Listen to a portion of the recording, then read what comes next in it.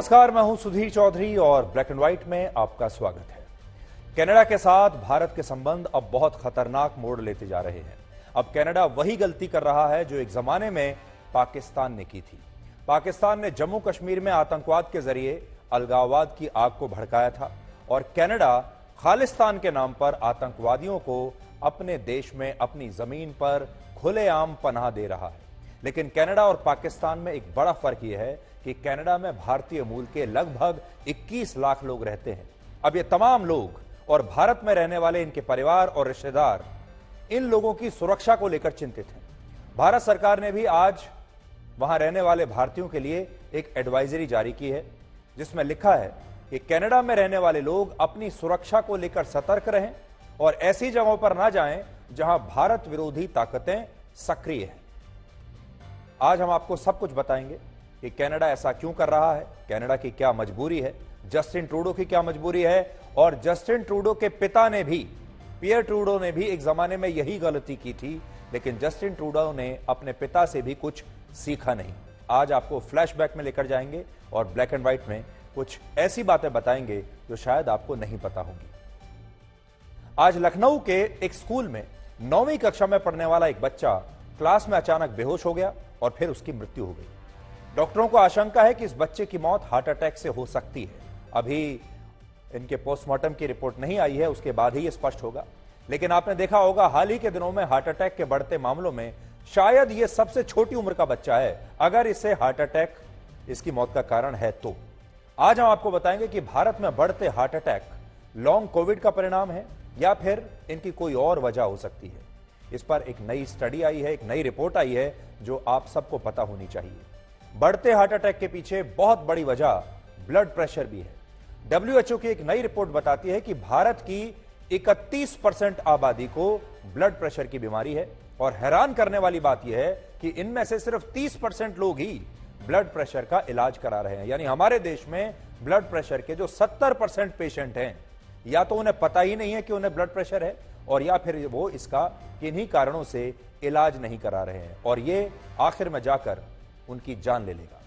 और आखिर में हम आपको कोटा में आत्महत्या करने वाली छात्रा की कहानी बताएंगे और आज आपको एक चिट्ठी भी पढ़कर सुनाएंगे जो ब्लैक एंड व्हाइट देखने वाली एक युवा छात्रा ने हमें लिखी है, जिसमें वो अपने माता पिता से कुछ कहना चाहती है। लेकिन पहले चलते हैं सना के पास जो आपको दिन भर की बड़ी खबरें बताएंगे। Thank you Sudhir. लोकसभा और राज्यसभाओं में महिलाओं को 33% आरक्षण देने वाले नारी शक्ति वंदन अधिनियम को लोकसभा में ज्यादातर दलों का समर्थन मिला। इससे पहले दिन में हुई चर्चा में विपक्षी दलों ने विधेयक में ओबीसी महिलाओं के लिए आरक्षण का प्रावधान करने और बिना परिसीमन के ही कानून लागू करने की मांग की। कांग्रेस पार्टी ने विधेयक को राजीव गांधी का सपना बताया तो टीएमसी ने ममता बनर्जी को विधेयक की जननी करार दिया। सभी विपक्षी दलों ने विधेयक का स्वागत भी किया। महिला आरक्षण कानून तुरंत लागू नहीं करने के आरोप पर केंद्रीय गृह मंत्री अमित शाह ने संवैधानिक प्रावधानों का हवाला देते हुए सभी दलों से महिला आरक्षण बिल के समर्थन की अपील की। अमित शाह ने कहा कि बिना जनगणना और परिसीमन के किसी सीट को रिजर्व करना संभव नहीं है। अमित शाह ने संकेत दिए कि प्रक्रिया पूरी होने में इतना समय लगेगा कि कानून 2029 से पहले लागू नहीं हो पाएगा। महिला आरक्षण बिल पर चर्चा के दौरान कांग्रेस सांसद राहुल गांधी ने केंद्र सरकार के सचिव पद पर तैनात अफसरों में अन्य पिछड़ा वर्ग के अफसरों की तैनाती नहीं होने का सवाल उठाया। राहुल गांधी के आरोपों का जवाब देते हुए केंद्रीय गृह मंत्री अमित शाह ने कहा कि बीजेपी के 85 सांसद ओबीसी, प्रधानमंत्री ओबीसी, 29 केंद्रीय मंत्री ओबीसी और देश भर की विधानसभाओं में करीब 27% से अधिक बीजेपी विधायक भी ओबीसी समुदाय के हैं। महिला आरक्षण बिल पर चर्चा के दौरान एआईएमआईएम ने मुस्लिम महिलाओं के लिए आरक्षण की मांग की। बहुजन समाज पार्टी अध्यक्ष मायावती ने कहा कि महिला आरक्षण कानून में SC/ST वर्ग की महिलाओं को 33% आरक्षण में अलग से कोटा दिया जाए। ईरान में आज इस्लामिक ड्रेस कोड का उल्लंघन करने वाली महिलाओं को 10 साल तक की कैद की सजा का कानून पारित कर दिया गया है। ईरान की न्यूज एजेंसी के मुताबिक अभी ये कानून 3 साल के लिए ही लागू किया गया है।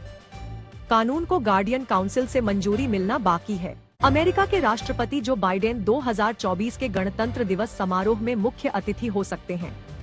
भारत में अमेरिका के राजदूत ने जानकारी दी कि G20 सम्मेलन के दौरान भारत आए राष्ट्रपति बाइडेन को प्रधानमंत्री नरेंद्र मोदी ने न्योता दिया है। भारत की राष्ट्रीय जांच एजेंसी NIA ने कनाडा की धरती से भारत के खिलाफ आपराधिक और आतंकवादी गतिविधियां चलाने वाले 43 कुख्यात आरोपियों की तस्वीर जारी की है। आरोपियों की संपत्ति और कारोबार के बारे में जानकारी की अपील भी की गई है। आपको सबसे ज्यादा चिंता में डालने वाली खबर यह है कि कनाडा के साथ भारत के संबंध अब बहुत खतरनाक मोड़ लेते जा रहे हैं। अब कनाडा वही गलती कर रहा है जो एक जमाने में पाकिस्तान ने की थी। पाकिस्तान ने जम्मू कश्मीर में आतंकवाद के जरिए अलगाववाद की आग को भड़काया था और कनाडा खालिस्तान के नाम पर आतंकवादियों को पनाह दे रहा है। यानी पाकिस्तान ने जो काम कश्मीर के नाम पर किया, जो काम इस्लाम धर्म के नाम पर किया, अब वही काम कनाडा खालिस्तान के नाम पर कर रहा है। इसलिए आज हम सबसे पहले इसी खबर का एक ब्लैक एंड व्हाइट विश्लेषण करेंगे और आपको बताएंगे कि जस्टिन ट्रूडो जो वहां के प्रधानमंत्री हैं, वही गलती क्यों कर रहे हैं जो एक जमाने में उनके पिता ने भी की थी। लेकिन उससे पहले आपको बताते हैं कि भारत ने कनाडा में रहने वाले अपने नागरिकों को अब सतर्क रहने के लिए कहा है और भारत की तरफ से जारी की गई एडवाइजरी में 2 बड़ी बातों का जिक्र किया गया है। एडवाइजरी मेरे हाथ में है और हम चाहेंगे कि हमारे देश में जो ऐसे लाखों परिवार हैं जिनके बच्चे या परिवारों के सदस्य कनाडा में रहते हैं, आप जानते हैं लाखों बच्चे ऐसे हैं हमारे देश के जो कनाडा में पढ़ाई करने के लिए गए हैं और इसके अलावा लाखों की संख्या में लोग ऐसे हैं जो वहां काम करने के लिए, रोजगार के लिए गए हैं और उनके परिवार यहीं रहते हैं।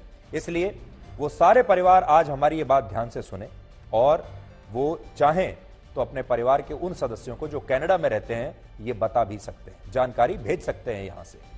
तो भारत सरकार ने कनाडा में रहने वाले भारतीय मूल के जो लोग हैं उनके लिए जो एडवाइजरी जारी की है और भारतीय छात्रों के लिए जो एडवाइजरी जारी की है, ध्यान से सुनिए उसमें क्या लिखा है। उसमें लिखा है, उसमें लोगों को ऐसे स्थानों पर जाने से बचने के लिए कहा गया है जहां पिछले कुछ समय में खालिस्तानी आतंकवादियों द्वारा हिंसक हमले हुए हैं या जहां ऐसी हिंसक घटनाएं होने की संभावनाएं हैं या फिर जहां भारत विरोधी गतिविधियों का वो इलाका जो है वो अड्डा रहा है, जहां पर भारत विरोधी गतिविधियां चल रही हैं या होती रही हैं, ऐसी जगह पर भारतीय मूल के लोग कनाडा में ना जाएं, वहां जाने से बचें। इसके अलावा इसमें यह भी लिखा है कि भारत के नागरिकों को तुरंत अपना रजिस्ट्रेशन कराने का जल्दी से जल्दी प्रयास करना चाहिए, जिसके लिए वो ओटावा के भारतीय उच्चायुक्त या फिर टोरंटो के कॉन्सुलेट जनरल से अब संपर्क कर सकते हैं। इसके अलावा भारत सरकार ने अपनी एक वेबसाइट का लिंक जारी किया है जिस पर कनाडा में रहने वाले भारतीय मूल के लोग और भारतीय लोग अपना रजिस्ट्रेशन करा सकते हैं। मैं आपको वो स्क्रीन पर दिखाने की कोशिश करता हूं, देखिए, आप बड़ी स्क्रीन पर देख सकते हैं। आपको madad.gov.in पर जाना है और यहां आपको सारी जानकारी मिल जाएगी। कनाडा में रहने वाले जो भारतीय हैं वो खुद को इस लिंक पर जरूर जाकर रजिस्टर कराएं और इसे आप नोट कर लीजिए। आप चाहें तो अपने परिवारों को या आपके जो सदस्य हैं परिवार के या रिश्तेदार हैं जो कनाडा में रहते हैं, उन्हें तुरंत आप बताइए madad.gov.in पर जाना है। और मैं आपको थोड़ा और भी इसमें पढ़कर सुना देता हूं। यह बहुत ही सख्त शब्दों में लिखी गई एडवाइजरी है। In view of growing anti India activities and politically condoned hate crimes and criminal violence in Canada, all Indian nationals there and those contemplating travel are urged to exercise utmost caution. जो लोग वहां पर रहते हैं या जो वहां जाने के बारे में सोच रहे हैं उन्हें सावधान रहना होगा, क्योंकि कनाडा में हाल ही में भारत विरोधी गतिविधियां बढ़ गई हैं और वहां पर भारतीयों के खिलाफ हेट क्राइम्स और क्रिमिनल वायलेंस बढ़ रहा है।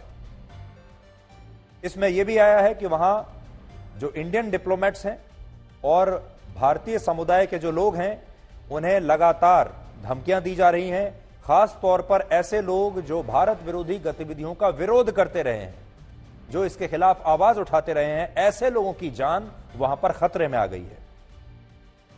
Indian nationals are therefore advised to avoid traveling to regions and potential venues in Canada that have seen such incidents. और फिर आगे कहा गया है कि Indian students in particular are advised to exercise extreme caution and remain vigilant. तो जो छात्र हैं खासतौर पर, उन्हें तो बहुत ही ज्यादा सतर्क रहने की आवश्यकता है। अपनी सुरक्षा को लेकर पूरी सावधानी उन्हें बरतनी चाहिए। तो इसलिए अगर आपके बच्चे भी वहां पर हैं तो आप उन्हें तुरंत या तो फोन कीजिए या जब अगली बार आपकी बात होगी तो इस ट्रैवल एडवाइजरी के बारे में आप जरूर बताइएगा, या फिर ब्लैक एंड व्हाइट की ये क्लिप आप अपने परिवार के सदस्यों को या अपने बच्चों को जो कनाडा में रहते हैं उन्हें आप भेज सकते हैं कि उन्हें बहुत ही सावधान अभी रहना है। और मैं फिर से आपको बता देता हूं कि Indian nationals and students from India in Canada must also register with the High Commission of India in Ottawa or Consulates General of India in Toronto and Vancouver। तो टोरंटो और वैंकूवर में जो हमारे कॉन्सुलेट जनरल हैं, हमारे जो छात्र हैं वो वहां जा सकते हैं, और भारतीय मूल के जो लोग हैं वहां जा सकते हैं, या फिर ओटावा में जो इंडियन हाई कमीशन है वहां जा सकते हैं, और वहां पर वो अपने आप को रजिस्टर करा लें। देखिए, ये रजिस्टर कराने की बात क्यों कही जा रही है? मान लीजिए आगे चलकर कोई ऐसी स्थिति उत्पन्न हो जाती है जब भारत सरकार को आप तक मदद भेजनी है, भारत सरकार को आपको वहां से वापस आपके देश में लाना है, तो जब तक आप सबके पूरे नाम, आपके पता, आपका एड्रेस, आपके फोन नंबर, सब कुछ भारत सरकार के रजिस्टर में नहीं लिखा होगा, तब तक वो आप तक कैसे पहुंचेगी? इसलिए भारत सरकार अब ये चाहती है, विदेश मंत्रालय ये चाहता है कि कनाडा में रहने वाले जितने भी भारतीय हैं वो सब अपने आप को भारत सरकार के साथ वहां हाई कमीशन में जाकर रजिस्टर कराएं। आप अपना नाम, आपका पता क्या है, आपका फोन नंबर क्या है, आपका परिवार कहां रहता है, सारी जो जानकारी है वो भारत सरकार के पास होनी चाहिए, क्योंकि अगर जरूरत पड़ी तो भारत सरकार आप तक पहुंच पाएगी, भारत सरकार आपको मदद पहुंचा पाएगी, आपकी जान वहां से बचा पाएगी, और जरूरत पड़ी, जैसे यूक्रेन में एक जमाने में जरूरत पड़ गई थी, वैसे ही फिर आपको वापस आपके परिवार के साथ वापस भारत लाने की अगर जरूरत पड़ी तो वो भी किया जाएगा। और इसके लिए जैसा मैंने आपको कहा, एक पोर्टल बनाया गया है madad.gov.in, madad.gov.in। इस पर जाकर आपको अपना रजिस्ट्रेशन कराना है। इस एडवाइजरी के बीच खालिस्तानी आतंकवादी गुरपतवंत सिंह पन्नू ने एक बार फिर से भारतीय नागरिकों को कनाडा छोड़ने की धमकी दी है और कहा है कि 29 अक्टूबर को कनाडा के वैंकूवर से भारत के खिलाफ एक नई लड़ाई शुरू होगी। और इस धमकी ने उन तमाम भारतीयों की चिंताएं बढ़ा दी हैं जो इस समय कनाडा में रह रहे हैं, और इनमें भी भारतीय छात्रों की संख्या सबसे ज्यादा है। इस समय भारत के 3,19,000 छात्र लगभग कनाडा में पढ़ाई करने के लिए वहां पर रह रहे हैं, और इन बच्चों के माता पिता अब भारत में उनकी सुरक्षा को लेकर काफी चिंतित हैं, और हमें भी उनकी काफी चिंता है।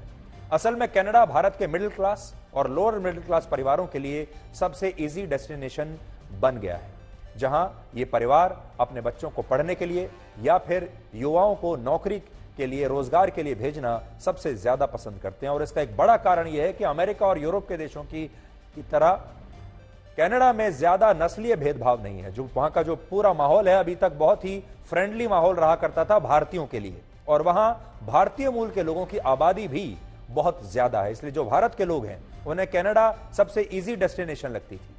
3,70,00,000 की आबादी वाले कनाडा में, देखिए कनाडा दुनिया का दूसरा सबसे बड़ा देश है, लेकिन आबादी है सिर्फ 3,70,00,000, यानी हमारे दिल्ली की आबादी से थोड़ी सी ज्यादा। 3,70,00,000 की आबादी वाले कनाडा में 18 लाख लोग भारतीय मूल के हैं, जिनमें से 2.1% सिख समुदाय के हैं और 2.3% हिंदू समुदाय के लोग हैं।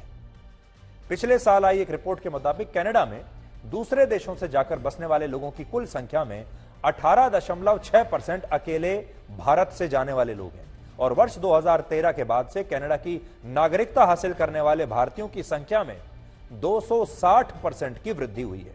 यानी भारत के जो लोग हैं वो बड़ी संख्या में कनाडा में जाकर बस रहे हैं और वहां की नागरिकता ले रहे हैं। इसके अलावा कनाडा में 30 से ज्यादा भारतीय कंपनियों ने हजारों करोड़ रुपए का निवेश किया हुआ है, जिससे वहां बड़ी संख्या में लोगों को रोजगार मिलता है। इन आंकड़ों से पता चलता है कि भारत के लोगों पर कनाडा का प्रभाव कितना ज्यादा है, और हमारे देश में भी कनाडा असल में एक बहुत बड़ा उद्योग बन चुका है। कनाडा की नागरिकता, कनाडा जाना, कनाडा का वीजा, कनाडा में पढ़ाई, कनाडा में शादी, ये सब कुछ एक उद्योग का रूप हमारे देश में ले चुका है। आज शादी करने से लेकर कनाडा की किसी यूनिवर्सिटी में पढ़ाई करने के लिए दाखिला दिलाने तक बहुत सारी, सैकड़ों, हजारों ऐसी एजेंसियां और कंपनियां हैं जो भारत में काम कर रही हैं। पंजाब में अगर आप जाएंगे तो गली गली में आपको ऐसी कंपनियां मिलेंगी जिन्होंने कनाडा जाकर बसने के भारत के लोगों के सपने को एक बहुत बड़े उद्योग में बदल दिया है। और आज जब भारत और कनाडा के बीच टकराव की इतनी खतरनाक स्थिति है और खालिस्तानी आतंकवादी कनाडा में रह रहे भारतीयों को खुलेआम धमकी दे रहे हैं, तो इस पूरे मामले ने एक नया संकट पैदा कर दिया है। वैसे तो हमारे पूरे देश में ही ऐसे बहुत सारे परिवार हैं, हर राज्य में, जिनके बच्चे या जिनके सदस्य कनाडा में या तो काम कर रहे हैं या पढ़ाई कर रहे हैं, लेकिन खास तौर पर पंजाब और चंडीगढ़ में बहुत सारे ऐसे परिवार हैं जिनके बच्चे कनाडा में हैं और ये परिवार आज ये सारी खबरें देखकर बहुत डरे हुए हैं और हमारी टीम ने इन्हीं परिवारों से आज बात की है। इस वक्त हम मौजूद हैं चंडीगढ़ के एक परिवार में, खरबंदा परिवार में, जिनका बेटा इस वक्त कनाडा में जॉब कर रहा है। खरबंदा जी, ये बताइए अपना बेटे के बारे में। वो बेटा हाँ आपसे फोन लाइन पे मौजूद है, तो वहाँ पर कोई फिक्र चल रही है कोई? नहीं, अभी ये तो कह रहा है कि मुझे ज्यादा फिक्र नहीं है और ना मुझे इस खबर का पता है, लेकिन मुझे खबर का पता है और वाकई इस खबर से थोड़ी सी चिंता तो है। चलो, मेरा बेटा तो जॉब में है, उसको पीआर का स्टेटस मिला हुआ है, तो उसको तो कोई ऐसी बात नहीं है, लेकिन अकेला रहता है, फूड की बात तो नेचुरल सी है ना। तो आप बताइए, एक अभिभावक होने के नाते आप क्या समझते हैं कि अगर ये रिश्ते की जो खटास है, जो दरार है, आगे बढ़ती गई तो क्या दिक्कतें आ सकती हैं? सर, दिक्कतें आएंगी, ट्रैवल में मुश्किल आ सकती है और हो सकता है कि ज्यादा रिलेशंस बिगड़े। तो अगर बिजनेस बिल्कुल बंद हो जाता है तो इंडियन प्रोडक्ट, किचन, ग्रोसरी भी तो चाहिए। रहना है तो अगर अकेला रह रहा है तो उसको सारा कुछ चाहिए ना वहाँ। आपके और रिश्तेदार भी कनाडा में बसे होंगे, उनसे बातचीत हुई तो उनका क्या कहना है? देखिए, और रिश्तेदारों से भी बात हुई है। एक मेरे रिश्तेदार हैं जिनका बच्चा अभी पढ़ रहा है वहाँ, वो ज्यादा चिंतित लगे मुझे। वो कह रहे हैं यार पता नहीं विजिटर वीजा ना, स्टूडेंट वीजा ही ना कैंसिल करके वापस डिपोर्ट की भी बात सुनने को मिल रही है। क्योंकि जितनी बातें हैं वो तो अभी तक कुछ ऐसा ऑफिशियल तो आया नहीं है, लेकिन हर जगह बातें हो रही हैं। तो ये दिमाग में तो बात आती है कहीं बच्चों को डिपोर्ट ही ना कर दिया जाए। मैं यही चाहती हूँ कि वहाँ पे जो भी हो रहा है, हमारी जो गवर्नमेंट के बीच में हो रहा है, वो ठीक हो जाए, कि जो भी वहाँ पे रह रहे हैं लोग, उनको थोड़ी घबराने की जरूरत ना पड़े। क्योंकि जो यहाँ रह रहे हैं उनकी फैमिलीज को भी थोड़ा सा होगा कि वहाँ पे जो हमारे फैमिली मेम्बर्स है कहीं उनको दिक्कत ना आए कोई रहने की। तो इसलिए हम चाहते हैं कि सब ठीक हो जाए, जो भी दिक्कतें हैं उनके बीच में। ये ख़त्म होनी चाहिए। इसके नुकसान बहुत हैं। रीज़न इज़ कि बहुत सा बच्चा हमारा वहाँ गया हुआ है, ट्रेड्स है, वहाँ पे लोग ऑलरेडी रह रहे हैं और बहुत सारी कंपनियां हैं हिंदुस्तान में, कनाडा की। सो ये ख़त्म होने में ही दोनों कंट्रीज़ का फ़ायदा है। हम होप कर रहे हैं कि इमिग्रेशन पे कोई इफेक्ट नहीं पड़े, बिकॉज कनाडा के साथ इंडिया के इमिग्रेशन रिलेशन सबसे स्ट्रॉन्गेस्ट रहे हैं। कनाडा में मोस्टली जो स्टूडेंट क्राउड है वो इंडिया से ही जा रहा है हमेशा से। 2 साल में लास्ट 30% इंक्रीज हुआ है इंडियन स्टूडेंट्स का इनटू कनाडा। जो पहले अगर आप लगा लीजिए 1-1.5 लाख होगा, तो वो अभी बढ़कर 3.5-4 लाख हो गया होगा।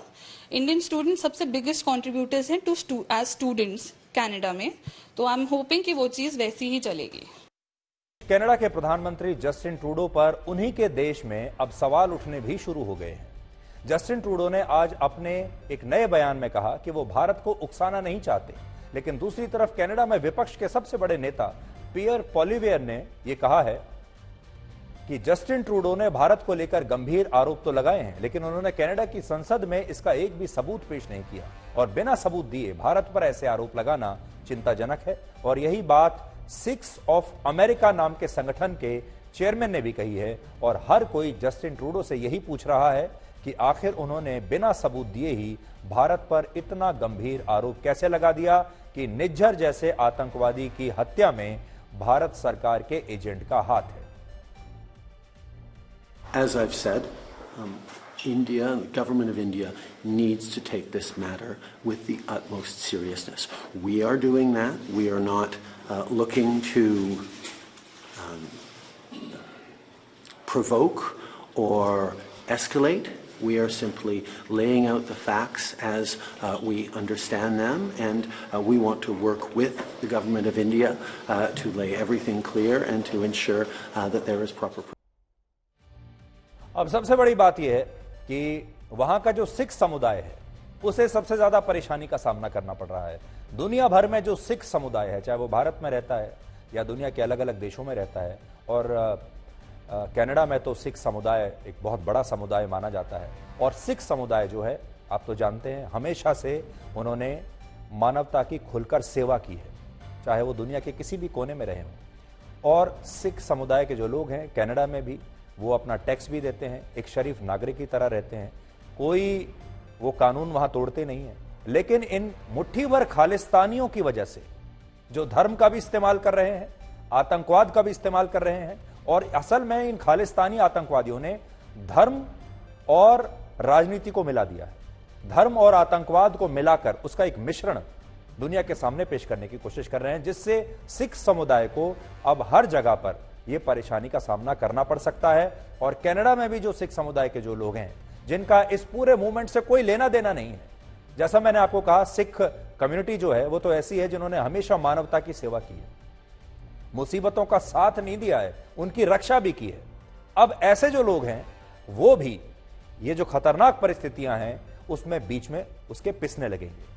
खालिस्तानी आतंकवादियों को लेकर जो गलती आज जस्टिन ट्रूडो कर रहे हैं, आज वो प्रधानमंत्री हैं कनाडा के, एक जमाने में यही गलती उनके पिता ने भी की थी जब जस्टिन ट्रूडो के पिता कनाडा के प्रधानमंत्री हुआ करते थे। जस्टिन ट्रूडो के पिता का नाम था पियर ट्रूडो, और वो उस दौर में कनाडा के प्रधानमंत्री थे जब भारत के पंजाब राज्य में खालिस्तान का आतंकवाद, खालिस्तान के नाम पर जो आतंकवाद चल रहा था अपने चरम पर था, और जनरल सिंह भिंडरवाला और तलविंदर सिंह परमार जैसे खतरनाक आतंकवादी पंजाब में लोगों का खुलेआम खून बहा रहे थे। उस जमाने की बात है।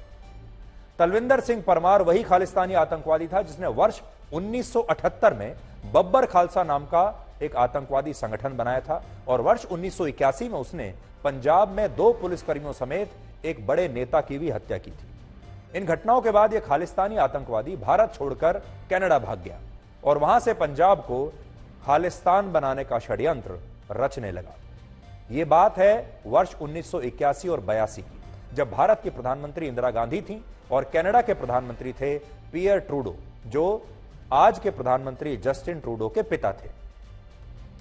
उस समय इंदिरा गांधी ने पियर ट्रूडो से यह अनुरोध किया कि उन्हें तलविंदर सिंह परमार को भारत को सौंप देना चाहिए, क्योंकि वो भारत के लिए एक बहुत बड़ा खतरा है, वो भारत का मुजरिम है, उसे भारत को सौंप दो। लेकिन पियर ट्रूडो ने तब इस अनुरोध को यह कहकर अस्वीकार कर दिया कि कनाडा बिना किसी संधि के किसी भी ऐसे देश को कोई भी अपराधी नहीं सौंप सकता जो ब्रिटेन की महारानी को अपना राष्ट्र प्रमुख ना मानता हो। यानी कॉमनवेल्थ जो कंट्रीज हैं वो तो आपस में भेज सकते हैं, लेकिन भारत क्योंकि उससे अलग है, उन्होंने कुछ ऐसा कानूनी दांव पेच निकाला कि भारत और कनाडा के बीच में यह संधि नहीं हो सकती। आजकल तो आपने देखा होगा बड़े बड़े देशों के बीच में अपराधियों को लेकर ट्रीटीज हो चुकी हैं, एक्स्ट्राडिशन ट्रीटी हो जाती है, संधियां हो जाती हैं, और बड़े बड़े देशों की जो सिक्योरिटी एजेंसी हैं, सरकार हैं, वो आपस में कोऑपरेट करते हैं कि अगर आपका कोई अपराधी हमारे यहां आया हुआ है तो हम उसको आपके यहां भेज देंगे। इस तरह की संधियां हैं। लेकिन तब पियर ट्रूडो ने इंदिरा गांधी की मदद करने से इनकार कर दिया और कहा कि वो तलविंदर सिंह परमार को नहीं भेजेंगे। और पियर ट्रूडो ने उस जमाने में तलविंदर सिंह परमार को भारत से बचाकर जो गलती की उसकी कीमत 329 लोगों को अपनी जान देकर चुकानी पड़ी थी। आपको वापस लेकर चलते हैं 23 जून 1985 को तलविंदर सिंह परमार और उसके साथी आतंकवादियों ने कनाडा के मॉन्ट्रियल से मुंबई आ रही एयर इंडिया की एक फ्लाइट को टाइम बॉम्ब से उड़ा दिया था, और इस बॉम्ब धमाके में विमान में यात्रा कर रहे सभी 329 लोग मारे गए थे, और इनमें से 198 लोगों के शव तो आज तक मिल भी नहीं पाए हैं। एयर इंडिया के इस विमान का नाम था कनिष्क, और यह विमान विस्फोट के बाद 31,000 फीट की ऊंचाई से अटलांटिक सागर में क्रैश हो गया था। और उस समय की कुछ तस्वीरें आज हमने खास तौर पर आपके लिए निकाली हैं, जब ये उस जमाने की बात है, तब भी कनाडा खालिस्तान के नाम पर आतंकवादियों का समर्थन कर रहा था, और उन आतंकवादियों ने कैसे निर्दोष भारतीयों की जान ली थी यह आज आप देखिए। एयर इंडिया का विमान जिसमें 329 लोग थे उस जमाने में, वो कैसे बम धमाके में क्रैश होकर 1985 में समुद्र में जाकर गिर गया था। उस समय की तस्वीरें आज आपके सामने हैं। क्या आज आप कल्पना भी कर सकते हैं कि किसी विमान में बॉम्ब रख दिया जाए और उस बॉम्ब से उस पूरे के पूरे विमान को ही उड़ा दिया जाए? यह हुआ है।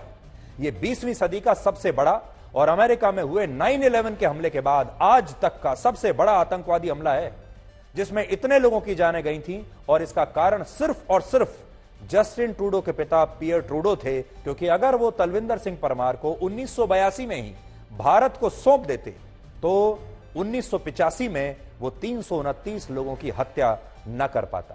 और आज पियर ट्रूडो के बेटे जस्टिन ट्रूडो भी ठीक वही गलती कर रहे हैं जो कि उनके पिता ने एक जमाने में की थी। कनाडा ने कुछ नहीं सीखा, कनाडा के इस ट्रूडो परिवार ने कुछ नहीं सीखा। पिता ने एक के बाद एक गलतियां की और उनका जो पुत्र है वो भी वही गलतियां कर रहा है। आज यहां एक बड़ा सवाल यह भी है कि खालिस्तानी आतंकवादी पाकिस्तान के पंजाब प्रांत को खालिस्तान बनाने की मांग क्यों नहीं करते? अब यह बात आप ध्यान से सुनिएगा और सोचिएगा कि जो खालिस्तान के आतंकवादी हैं उनकी नजर है भारत के पंजाब राज्य पर, लेकिन यही पंजाब पाकिस्तान में भी है। उस पर खालिस्तान के आतंकवादियों की नजर क्यों नहीं है? क्या उसे वो पंजाब नहीं मानते? वो जो इलाका है पाकिस्तान में पंजाब का, उसे वो खालिस्तान क्यों नहीं बनाना चाहते और सिर्फ भारत के पंजाब को ही खालिस्तान क्यों बनाना चाहते?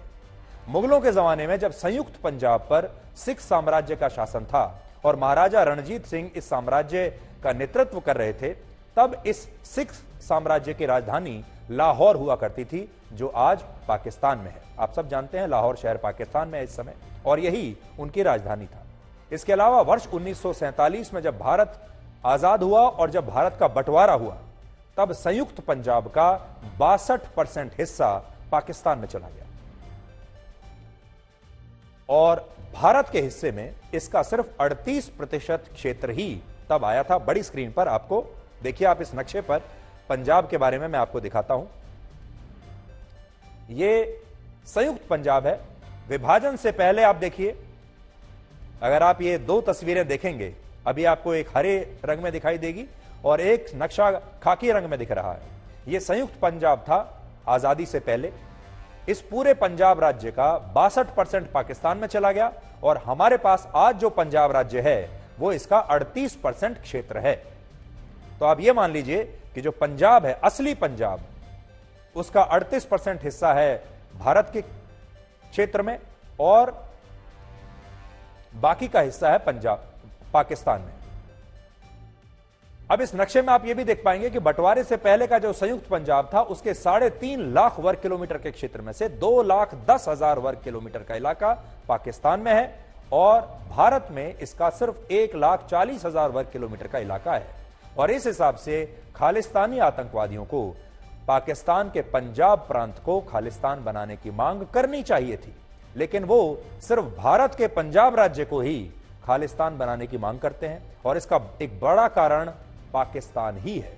उदाहरण के लिए, जिस हरदीप सिंह निज्जर की हत्या को कनाडा की सरकार अपने देश की संप्रभुता पर हमला बता रही है, उस हरदीप सिंह निज्जर को शरण कनाडा में मिली हुई थी, लेकिन उसे मदद पाकिस्तान भेजता था। यानी ये पाकिस्तान और कनाडा का जॉइंट वेंचर था। सबसे जो हैरान करने की बात है, जिससे सुनकर आपका भी खून खौल उठेगा, ये जो निज्जर है ये आतंकवादी था और इस आतंकवादी को कनाडा के प्रधानमंत्री कनाडा का नागरिक बता रहे हैं और कह रहे हैं कि भारत सरकार के एजेंट्स ने कनाडा के एक नागरिक की कनाडा में आकर हत्या कर दी।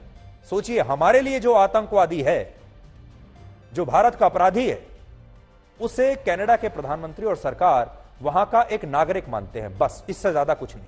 वो उसे आतंकवादी नहीं मानते। और ये जो निज्जर है, वर्ष 2013-14 में उसने पाकिस्तान में जगतार सिंह तारा से मुलाकात की थी, जिसने पंजाब के पूर्व मुख्यमंत्री बेअंत सिंह की हत्या का षड्यंत्र रचा था। यानी ये सब आपस में ISI और ये सब लोग मिले हुए थे। आज मैं अपने साथ एक रिसर्च पेपर लाया हूं जिसका शीर्षक है Khalistan, a project of Pakistan. इस रिसर्च पेपर को कनाडा के ही एक थिंक टैंक जिसका नाम है मैकडॉनल्ड लॉरियल इंस्टीट्यूट, उसने सितंबर 2020 में प्रकाशित किया था। आज का नहीं है, 2020 का है। देखिए, यह समस्या तो आज हो रही है 2023 में, लेकिन जो सच है ये तो लोगों को बहुत समय पहले से ही दिखाई दे रहा था। ये वो रिपोर्ट है। इसके पेज नंबर 4 पर लिखा है कि खालिस्तान असल में भारत के खिलाफ पाकिस्तान द्वारा प्रायोजित एक एजेंडा है जिससे भारत और कनाडा दोनों देशों की सुरक्षा और संप्रभुता पर खतरा पैदा हो सकता है। इससे यह पता चलता है कि खालिस्तानी पाकिस्तान के पंजाब प्रांत को खालिस्तान बनाने की मांग क्यों नहीं करते। वो ऐसा इसलिए नहीं करते क्योंकि इस खालिस्तान की साजिश के पीछे पाकिस्तान का अपना ही हाथ है और कनाडा भी इसमें खालिस्तानियों को अपने यहां शरण देकर उनकी मदद कर रहा है और इस मदद के पीछे है वोट बैंक की राजनीति। ये वोट बैंक ऐसी ही चीज है। नेता चाहे किसी भी दुनिया में किसी भी देश के हों, उन्हें वोट चाहिए, चाहे इसके लिए किसी भी चीज की नीलामी करनी पड़े। आपको जानकर हैरानी होगी कि पूरी दुनिया में सबसे ज्यादा सिख सांसद भारत में नहीं बल्कि कनाडा में है। कनाडा में वहां की पार्लियामेंट में सिख सांसदों की संख्या 16 है, जबकि भारत में सिख सांसदों की संख्या 13 है। भारत से भी ज्यादा सिख सांसद कनाडा में है। इससे भी बड़ी बात यह है कि कनाडा की राजनीति में ऐसे सिख नेताओं का प्रभाव बहुत ज्यादा है जो खुलेआम भारत के पंजाब को खालिस्तान बनाने की मांग करते हैं और इनमें जगमीत सिंह का नाम शामिल है। यह वही सांसद है, वही नेता है जिसकी पार्टी के 24 सांसदों के समर्थन से जस्टिन ट्रूडो अभी फिलहाल कनाडा के प्रधानमंत्री बने हुए हैं और इसलिए जस्टिन ट्रूडो की यह मजबूरी है कि वो खालिस्तानियों को अपने देश में नाराज नहीं कर सकते। अगर उन्होंने नाराज किया तो ये सारे जो नेता हैं खालिस्तान के समर्थक, ये अपना समर्थन वापस ले लेंगे। इसके अलावा एक दूसरी वजह यह भी है कि कनाडा में 1.5 साल बाद फिर से नई सरकार के लिए चुनाव होने वाले हैं और वहां सिख समुदाय की आबादी 2% से भी ज्यादा है और जस्टिन ट्रूडो की लिबरल पार्टी को लगता है कि अगर वो खालिस्तानियों के प्रति नर्म रहेंगे तो इससे चुनावों में सिखों के वोट उसे मिल जाएंगे। लेकिन यह गलतफहमी है। हमारा यह मानना है कि कनाडा में रहने वाले ज्यादातर सिख आज भी देशभक्त हैं, भारत से उतना ही प्यार करते हैं, पंजाब से उतना ही प्यार करते हैं और वो खालिस्तान बनाने के पक्ष में नहीं है। ये तो वीडियो बनाने के लिए कुछ सैकड़ों या मान लीजिए कुछ हजार, 1-2 हजार लोग इकट्ठा वहां पर हो जाते हैं, उसके वीडियोस बनाए जाते हैं। इनका प्रचार तंत्र बहुत मजबूत है। खालिस्तानी और आतंकवादी अब सोशल मीडिया की ताकत को समझ चुके हैं, इंटरनेट की ताकत को समझ चुके हैं, इसलिए अब ये बंदूक का भी इस्तेमाल करते हैं और इंटरनेट का भी इस्तेमाल करते हैं। और आपने देखा होगा अब जब भी कभी इस तरह का कोई जनमत संग्रह वहां होता है, कोई प्रोटेस्ट होता है, कुछ ही घंटों में वहां से बढ़िया बढ़िया अच्छी प्रोडक्शन क्वालिटी के वीडियो इंटरनेट पर तैरने लगते हैं। इंस्टाग्राम पर तुरंत वीडियो आ जाता है, व्हाट्सएप पर वीडियो आ जाता है, फेसबुक पर वीडियो आ जाता है, क्योंकि वो जानते हैं कि अपना प्रचार कैसे करना है और गलत फहमी लोगों के बीच कैसे पैदा करनी है। ये जो लोग आप देख रहे हैं, ऐसे लोगों की संख्या मुट्ठी भर है जो खालिस्तान की बात करते हैं, लेकिन क्योंकि ये लोग कनाडा की राजनीति में काफी शक्तिशाली हो गए हैं, इसलिए कनाडा की सरकार पर भी इनका असर दिखता है। वरना ज्यादातर सिख समुदाय के लोग आज भी इन खालिस्तानियों के साथ नहीं है। आज विदेश मंत्री एस जयशंकर ने प्रधानमंत्री नरेंद्र मोदी को इसके बारे में पूरी जानकारी दी है और एनआईए ने भी ऐसे गैंगस्टर्स की तस्वीरें जारी की हैं जिनके तार आतंकवादियों से जुड़े हुए हैं। इनमें अर्शदीप डल्ला नाम का एक का आदमी है, खालिस्तानी टाइगर फोर्स का आतंकवादी है और इसे अभी कनाडा में शरण मिली हुई है। इसके अलावा खालिस्तानी आतंकवादी लखबीर सिंह लांडा भी है और यह आतंकवादी भी कनाडा में ही छुपा हुआ है। सिद्धू मूसेवाला की हत्या में शामिल गैंगस्टर गोल्डी सिंह बराड़ का भी इस सूची में नाम है और अनमोल बिश्नोई का भी इसमें नाम है जो लॉरेंस बिश्नोई से जुड़ा हुआ है। एनआईए की सूची के बीच कनाडा में रहने वाले पंजाबी सिंगर और एक मशहूर रैपर जिसका नाम है शुभनीत सिंह उर्फ शुभ, उसका भी भारत में अब विरोध शुरू हो गया है और भारत के क्रिकेटर विराट कोहली ने भी इस गायक को, इस सिंगर को इंस्टाग्राम पर आज अनफॉलो कर दिया है, जबकि बोट नाम की एक कंपनी ने इस सिंगर के मुंबई में होने वाले शो को स्पॉन्सर करने से इनकार कर दिया है और इसकी स्पॉन्सरशिप रद्द कर दी है। पहले इसके जो शोज थे उसकी स्पॉन्सरशिप बोट नाम की एक कंपनी कर रही थी और बोट ने कहा है क्योंकि ये भारत विरोधी बातें करता है, इसके गाने भारत विरोधी होते हैं, इसलिए अब इसे स्पॉन्सर नहीं किया जाएगा, इसके साथ कोई एसोसिएशन नहीं रखा जाएगा। कनाडा में रहने वाले इस सिंगर ने, इसका नाम है शुभ, इसी साल मार्च के महीने में सोशल मीडिया पर एक पोस्ट शेयर की थी जिसमें उसने खालिस्तान का समर्थन करते हुए भारत का गलत नक्शा पोस्ट किया था और इसी वजह से क्रिकेटर विराट कोहली ने इस सिंगर को आज अनफॉलो किया है। लेकिन एक तथ्य यह भी है कि विराट कोहली कुछ समय पहले तक इसे अपना फेवरेट सिंगर बताते थे और ऐसा करने वालों में सिर्फ विराट कोहली अकेले नहीं है। असल में भारत में लाखों करोड़ों लोग ऐसे पंजाबी गायकों को अपना रोल मॉडल मानते हैं जो खुलेआम अपने गानों में खालिस्तान का समर्थन करते हैं और अपने गानों के जरिए खालिस्तान का एजेंडा संगीत में पिरोकर दुनिया तक पहुंचाते हैं। और इनमें भारत के मशहूर और दिवंगत गायक सिद्धू मूसेवाला का नाम भी है। हमारे देश के बहुत सारे युवा आजकल सिद्धू मूसेवाला की तस्वीर वाली इस तरह की टी शर्ट्स पहनते हैं, उन्हें फॉलो करते हैं। सिद्धू मूसेवाला के बारे में आज भी लोग पोस्ट करते हैं, लेकिन सिद्धू मूसेवाला ने भी अपने गानों के जरिए खालिस्तान का खुला समर्थन किया था। वर्ष 2020 में सिद्धू मूसेवाला का एक गाना रिलीज हुआ था जिसका नाम था पंजाब मदरलैंड, और इस गाने के बोल थे, कह कह के बदला लेंदा मैनू पंजाब कहंदे आ, दिल्ली भी नाप लेंदा मैनू पंजाब कहंदे आ। इस गाने में खालिस्तानी आतंकवादी जनरल सिंह भिंडरावाला की तस्वीरें भी दिखाई गई थी और उसका महिमा मंडन किया गया था। अब जो व्यक्ति भिंडरावाला की तस्वीर के साथ गाना बनाता हो उसकी विचारधारा आप समझ सकते हैं।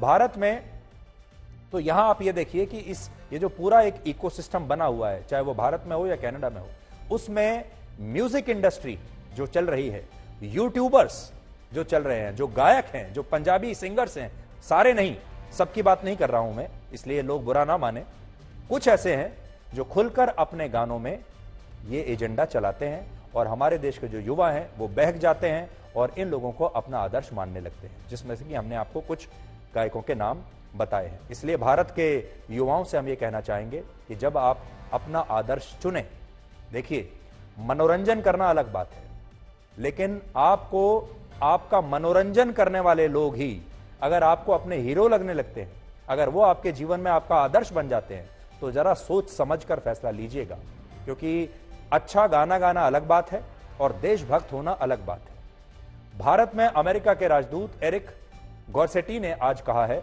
कि अमेरिका भारत और कनाडा दोनों का सम्मान करता है और इस मामले में जो लोग जिम्मेदार हैं उन्हें जवाबदेह ठहराया जाना चाहिए। यानी अब अमेरिका की तरफ से भी बयान आने शुरू हो गए हैं।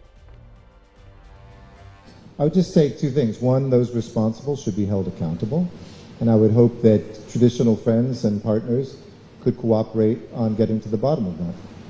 I would just say two things. One, those responsible should be held accountable, and I would hope that traditional friends and partners could cooperate on getting to the bottom of that. अब जरा वैश्विक राजनीति को थोड़ी देर के लिए समझिए। Canada NATO देशों का सदस्य है। कनाडा यूरोपियन यूनियन में जो देश हैं उनका सहयोगी है और ये जो पश्चिमी देश जो हैं ये आपस में ज्यादातर मुद्दों पर एक दूसरे का सहयोग करते हैं। कनाडा ने पहले इन तमाम देशों से इस मुद्दे पर सहयोग मांगा, लेकिन तब इन देशों ने खुलेआम सहयोग देने से मना कर दिया। लेकिन अब जब जस्टिन ट्रूडो ने भारत पर इतना गंभीर आरोप लगाया है, तब अमेरिका भी खुलकर तो कुछ नहीं कह रहा, लेकिन धीरे धीरे भारत पर दबाव डाल रहा है। अब अमेरिका भी अपने बयानों में यह कहने लगा है कि यह मामला बड़ा गंभीर है, आरोप बड़ा गंभीर है, इसकी तो जांच होनी चाहिए और जांच से पता लगना चाहिए कि यह पूरा मामला क्या है, इसकी जड़ तक जाना चाहिए। और सूत्र हमें यह बताते हैं कि अमेरिका जैसे जो देश हैं वो कनाडा को इस मामले में इंटेलिजेंस उपलब्ध करा रहे हैं। वो भारत के खिलाफ सीधा स्टैंड तो नहीं ले सकते, लेकिन कनाडा को भी पीछे से जानकारी और इंटेलिजेंस उपलब्ध करा रहे हैं और धीरे धीरे छोटे छोटे ये बयान दे रहे हैं। वैश्विक स्तर पर जब दोस्ती होती है तो वो कोई इतनी पक्की दोस्ती नहीं होती कि लोग आंख बंद करके भारत का समर्थन करने लगेंगे। इन देशों की फितरत ये है कि ये दोस्ती तो करते हैं, लेकिन जैसे ही मौका मिलता है किसी देश को दबाने का, उस मौके को भी चूकते नहीं है और जैसे ही मौका मिलता है पैर दबाना शुरू कर देते हैं, दबाव डालना शुरू कर देते हैं ताकि दूसरा देश हमेशा एहसानमंद रहे। अमेरिका करेगा कुछ नहीं, लेकिन इस मामले को तूल देता रहेगा और इन्वेस्टिगेशन की बात करता रहेगा। ये कहता रहेगा कि यह मामला बड़ा गंभीर है, चाहे वो अमेरिका हो, यूरोप के देश हो, ऑस्ट्रेलिया हो, उन सब का एक ही स्टैंड रहेगा और वो अपने बयानों से भारत को थोड़ा दबाव महसूस कराएंगे और आखिर में ये कहेंगे कि देखिए हम आपके कितने अच्छे दोस्त हैं, हमने इस मामले को दबा दिया। और ये तब है जब कोई सबूत अभी तक नहीं मिला है, लेकिन क्योंकि इन देशों के पास एक फॉल्स नैरेटिव बनाने के लिए जितना भी उपक्रम इन्हें चाहिए वो सब इनके पास है। इनके पास दुनिया की बड़ी बड़ी न्यूज एजेंसीज हैं, इनके पास दुनिया के बड़े बड़े अखबार हैं, ये सोशल मीडिया को कैसे इस्तेमाल करना है हमसे ज्यादा बेहतर जानते हैं और ये जानते हैं कि पूरी दुनिया में अगर एक नैरेटिव, फॉल्स नैरेटिव अगर अगर उसे तैयार करना है तो कैसे करना है। तो हो सकता है आने वाले समय में आप भारत के खिलाफ एक गलत नैरेटिव तैयार होते हुए सुने, लेकिन उससे पहले ही भारत को, भारत सरकार को और भारत के समर्थकों को इस नैरेटिव को वहीं पर न्यूट्रलाइज करना होगा। लेकिन अच्छी बात यह है कि भारत ने वो गलती जो पाकिस्तान के साथ की थी, वो गलती कनाडा के साथ नहीं की है और बहुत जल्दी एक्शन ले लिया है। अब अपने देश की राजनीति बताते हैं। लोकसभा और विधानसभाओं में महिलाओं को 1/3 यानी 33% आरक्षण देने वाला बिल आज लोकसभा में 2/3 बहुमत से पास हो गया है। इस बिल के पक्ष में 454 और विरोध में सिर्फ 2 वोट पड़े, जिसका मतलब है कि इस बिल ने सदन में मौजूद सत्ता पक्ष और विपक्ष के लगभग सभी सदस्यों को एक साथ आने पर मजबूर कर दिया और अब यह बिल राज्यसभा में पेश होगा और इसे राज्यसभा से पास कराने के लिए सरकार के पास विशेष सत्र में अब 2 दिन बचे हैं, क्योंकि यह सत्र 22 सितंबर को समाप्त हो रहा है। लोकसभा में आज जब इस बिल पर बहस हुई तो बीजेपी और कांग्रेस के बीच इसका श्रेय लेने की जबरदस्त होड़ लगी हुई थी। कांग्रेस ने कहा कि यह बिल वो लेकर आई थी, यह उसका विचार है, लेकिन बीजेपी ने कहा कि जो गोल करता है मैच वही जीतता है, इसलिए बिल उसका है क्योंकि वो बिल लाए हैं, पास भी वही करा रहे हैं, इंप्लीमेंट भी वही करेंगे, इसलिए इसका श्रेय भी प्रधानमंत्री मोदी को जाना चाहिए।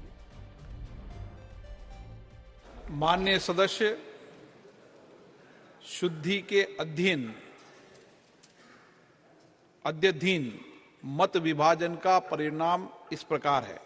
हां 454 454, 454, ना 2। प्रस्ताव की कुल सदस्य संख्या के बहुमत द्वारा सभा के उपस्थित और मतदान देने वाले सदस्यों के कम से कम 2/3 बहुमत द्वारा पारित हुआ। अब आप यह नहीं जानना चाहेंगे कि वो 2 सांसद, पूरे लोकसभा में वो 2 सांसद कौन थे जिन्होंने इसके खिलाफ वोट दिया। तो ये 2 सांसद जो थे वो थे AIMIM पार्टी के सांसद, जिनमें एक सांसद स्वयं इस पार्टी के अध्यक्ष असदुद्दीन ओवैसी हैं। ओवैसी इस बिल में मुस्लिम महिलाओं के लिए आरक्षण की मांग कर रहे थे और इसीलिए उन्होंने इसके खिलाफ वोट डाला है। वोटिंग से पहले इस बिल पर आज लोकसभा में लंबी बहस हुई, जिसमें ज्यादातर विपक्षी पार्टियों ने सरकार से इस बिल को जल्द से जल्द लागू करने की मांग की। आज की सबसे खास बात यह है कि कांग्रेस पार्टी ने आज वैसी गलती नहीं की जैसी गलती उसने अविश्वास प्रस्ताव के दौरान की थी और आज उन्होंने सोनिया गांधी को मैदान में उतारा और आज लंबे समय के बाद सोनिया गांधी सदन में बोली और आज ही के दिन सोनिया गांधी के जो पुत्र हैं राहुल गांधी, उन्होंने भी सदन में आज एक लंबा चौड़ा इसी मुद्दे पर भाषण दिया है। आज क्या हुआ, किसने क्या कहा, अब ये देखिए। पहली दफा स्थानीय निकायों में स्त्री की भागीदारी तय करने वाला संविधान संशोधन मेरे जीवन साथी राजीव गांधी जी ही लाए थे। राजीव गांधी जी का सपना अभी तक आधा ही पूरा हुआ है। इस बिल के पारित होने के साथ ही वह पूरा होगा। पिछले 13 वर्षों से भारतीय स्त्रियां अपनी राजनीतिक जिम्मेदारी का इंतजार कर रही हैं। Don't worry, don't be scared, wait इसका डरो मत। हम कास्ट सेंसस की बात कर रहे हैं, डरो मत। तो सवाल उठता है कि इस देश में कितने ओबीसी हैं, कितने दलित हैं, कितने आदिवासी हैं, और उस सवाल का जवाब सिर्फ कास्ट सेंसस से मिल सकता है। तो मेरा सरकार को एक सुझाव है, सबसे पहले ये जो महिला का बिल है इसको आप पास कीजिए, आज पास कीजिए, ये जो आपके लागू कीजिए। अब 1/3 मान्यवर 1/3 सीटों का रिजर्वेशन करना है, तो वो सीटों कौन तय करेगा? ये जो कह रहे हैं क्यों नहीं कर देते, कौन करे? हम करें, और फिर वायनाड रिजर्व हो गया है तो आप क्या करोगे? हमको कहोगे कि भाई पॉलिटिकल कर दिया। ओवैसी साहब नहीं, अगर हैदराबाद रिजर्वेशन होगा, रिजर्व होगा, तो कहोगे कि भाई पॉलिटिकल रिजर्वेशन कर दिया। इसलिए ये बहुत अच्छा है कि ये डिलिमिटेशन कमीशन जो क्वासा जुडिशियल प्रोसीडिंग से चलता है, हर राज्य में जाकर, हर क्षेत्र में जाकर ओपन हियरिंग देकर ट्रांसपेरेंट पद्धति से इसका नीति निर्धारण करता है, वो डिलिमिटेशन कमीशन से इसका निर्धारण हो। इसके पीछे केवल और केवल पारदर्शिता का ही सवाल है मान्यवर, कोई पक्षापक्षी नहीं होनी चाहिए। प्रधानमंत्री जी ने कहा था कि हमें सिद्धि की बात करी थी सर, तो साधना से ही सिद्धि की प्राप्ति होती है और असली साधना तभी होगी जब हम महिलाओं को उनका पूर्ण आरक्षण देंगे, जब हम ओबीसी महिलाओं को इसमें इंक्लूड करेंगे, जब हम SC/ST महिलाओं को इसमें इंक्लूड करेंगे और जब हम अल्पसंख्यक महिलाओं को भी इसमें इंक्लूड करेंगे, सम्मिलित करेंगे। अगर मैं आपसे पूछूं, देश के आम लोगों से पूछूं कि भारत की आबादी किन दो हिस्सों में बटी हुई है, तो लोग कहेंगे एक पुरुष और दूसरी महिलाएं। और ये जो बिल है ये महिलाओं के लिए आ रहा है और इसमें जो भी महिलाएं हैं उन्हें इसका लाभ मिलना चाहिए। लेकिन अगर आप नेताओं के चश्मे से देखेंगे, नेताओं के लेंस से अगर आप देखेंगे, तो आपको दूसरी तस्वीर दिखेगी। क्योंकि जो पार्टी जिन जातियों और धर्म की राजनीति करती हैं, अब वो पार्टियां अपने अपने हिसाब से उन जातियों, उन समुदायों और उन धर्मों को इस महिला आरक्षण में ही अलग से आरक्षण देने की मांग कर रहे हैं। यानी महिलाओं को तो अभी आरक्षण मिला नहीं, उससे पहले ही लोग उस आरक्षण के अंदर एक और आरक्षण की मांग करने के लिए आ गए। जैसे कांग्रेस की मांग है कि इस 33% आरक्षण में ओबीसी महिलाओं के लिए अलग से आरक्षण हो। नीतीश कुमार की जेडीयू चाहती है कि दलित, आदिवासी और ओबीसी समुदाय की महिलाओं को अलग से आरक्षण दिया जाए। यानी दलित और आदिवासी समुदाय के लिए जो पहले से सीटें आरक्षित हैं, उससे अलग महिलाओं के लिए अनारक्षित सीटों में से आरक्षण मिले। मायावती की बीएसपी भी यही कह रही है, वो भी दलितों और पिछड़ों की राजनीति करती हैं। और असदुद्दीन ओवैसी की पार्टी ये कह रही है कि इस महिला कोटे में मुस्लिम महिलाओं के लिए अलग से कोटा होना चाहिए। ये सभी विपक्षी दल इसलिए ओबीसी महिलाओं को महिला आरक्षण में लाने की मांग कर रहे हैं क्योंकि विपक्षी दलों और खासकर कांग्रेस के वोट बैंक में ओबीसी समुदाय के वोट पिछले कुछ चुनाव में काफी कम हो गए हैं। 2019 के लोकसभा चुनाव में एनडीए को 58% ओबीसी वोट मिले थे और उस समय यूपीए को सिर्फ 18% ओबीसी समुदाय के वोट मिले थे। और अब आपके सामने इस देश का एक बहुत ही महत्वपूर्ण विषय हम एक बार फिर से रखना चाहते हैं। देश के छात्रों को डिप्रेशन से निकालने की हमारी जो मुहिम है, जिसका नाम है कोटा SOS।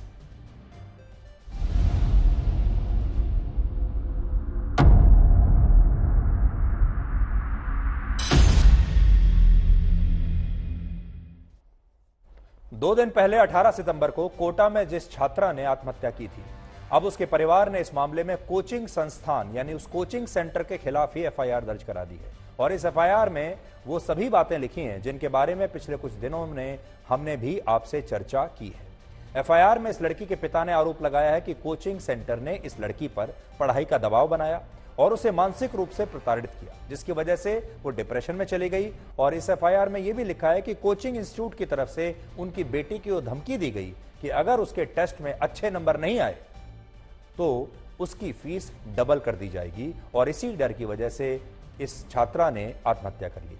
ये परिवार का आरोप है। अब जो कोचिंग सेंटर का पक्ष है वो भी हम आपके सामने रखेंगे। इस लड़की की उम्र सिर्फ 16 वर्ष थी और बड़े साधारण से परिवार से थी। मई 2022 में नीट की तैयारी के लिए यह कोटा आई थी, यानी पिछले ही साल। लेकिन यहां आने के कुछ दिनों के अंदर ही उसे लगने लगा कि उस पर कोचिंग सेंटर की तरफ से पढ़ाई का दबाव बहुत ज्यादा है और उसने अपने परिवार को भी इसके बारे में बताया था। सोचिए, अगर उस समय उसके परिवार के लोग उसे वापस ले गए होते तो शायद आज ये लड़की जीवित होती। अब आपको मैं ये भी बताना चाहता हूं कि जो कोचिंग सेंटर है उन्होंने अपना पक्ष रखा है और ये मैं आपके सामने कुछ तथ्य उनकी तरफ से भी रखता हूं क्योंकि हमारा कर्तव्य है कि हम दोनों तरफ की बात करें। कोचिंग सेंटर का यह कहना है कि इस छात्रा की जो अटेंडेंस थी वो बहुत पुअर थी। वो या तो एब्सेंट रहती थी क्लास से या फिर लंबी छुट्टियों पर चली जाती थी। फिर उन्होंने हमें एक आंकड़ा भेजा है। उन्होंने कहा है कि हमने इस दौरान 127 SMS भेजे हैं और 83 ऑटोमेटेड कॉल्स किए हैं लड़की के पिता को, जिसमें हमने यह बताया है कि आपकी जो बेटी है वो क्लास में अनुपस्थित रहती है। फिर उन्होंने कहा कि हमने मैन्युअली भी उनको कॉल किया और छात्रा के पिता से और दादा से 27 बार बात की। फिर उनका यह कहना है कि यह छात्रा घर चली गई थी छुट्टी लेकर दिसंबर 2022 में, फरवरी 2023 में और मई 2023 में ये छुट्टी लेकर घर गई है और हर बार ये कोटा से अपने घर से वापस कोटा आई है। इसके पास विकल्प था, ये चाहती तो रुक सकती थी अपने परिवार के पास, लेकिन ये हर बार वापस आई है और उसने इस बार भी 11 सितंबर से 19 सितंबर के बीच जो है छुट्टी के लिए आवेदन दिया था।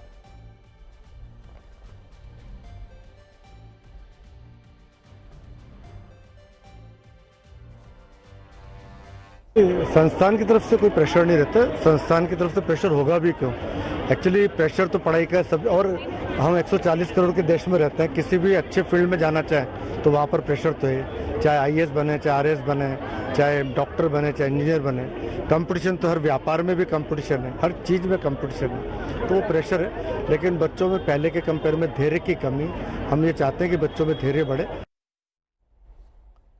आज समय कम है, लेकिन आज मैं आपको एक युवा छात्रा जो ब्लैक एंड व्हाइट देखती है और उसके माता पिता भी ब्लैक एंड व्हाइट देखते हैं, उसने हमें एक चिट्ठी लिखी और कहा है कि मेरा नाम मत बताइएगा, लेकिन वो आपसे कुछ कहना चाहती है। ये पूरी जो उसकी चिट्ठी है कल पढ़कर आपको सुनाऊंगा, लेकिन आज 2 लाइन पढ़ देता हूं। वो ये कहती है, सर हमें फेल्योर से डर नहीं लगता, हमें पेरेंट्स की उम्मीद टूटने से डर लगता है। अगर हम अपने पेरेंट्स को प्राउड नहीं फील करवा पाए तो हम कुछ नहीं कर पाएंगे। हमें यह लगता है कि हम शायद इनकी जिंदगी के सबसे बड़ी मिस्टेक हैं। और उसने एक बहुत खास बात लड़कियों के मामले में लिखी है कि ऐसे बहुत सारे पेरेंट्स हैं, ऐसी बहुत सारी लड़कियां हैं जिनके पेरेंट्स उन्हें यह कहते हैं कि अगर कंपटीशन में आप पास नहीं हुए, अगर एग्जाम में पास नहीं हुए, अगर आपने अपना अच्छा करियर नहीं बनाया तो तुम्हारी शादी करवा देंगे। और ये जो धमकी होती है माता पिता की कि अगर तुमने ये एग्जाम क्लियर नहीं किया तो तुम्हारी शादी करवा देंगे, इस धमकी से बहुत सारी छात्राएं दबाव में आ जाती हैं और फिर वो टूट जाती हैं। ये बहुत अच्छी चिट्ठी है जो एक ऐसी लड़की ने हमें लिखी है जो कोटा में नहीं पढ़ती, कहीं और पढ़ती है, और वो ये चाहती है कि उसका नाम हम ना बताएं, तो नाम हम नहीं बताएंगे, लेकिन इसमें बड़े काम की बात लिखी है। और सोचिए, इस छात्रा ने 2 पन्ने की ये चिट्ठी बहुत दिल से, मन से, दिल की बात लिखी है इसके अंदर। ये मैं आपको कल पढ़कर सुनाऊंगा। तो आज के लिए ब्लैक एंड व्हाइट में इतना ही। अब आपसे हमारी अगली मुलाकात होगी कल रात 9 बजे। तब तक आप खुश रहिए, सुरक्षित रहिए, स्वस्थ रहिए। और अगर आपका कोई दुश्मन नहीं है तो इसका मतलब है कि आप उन मौकों पर भी खामोश रहे जहां बोलना बहुत जरूरी था। नमस्कार।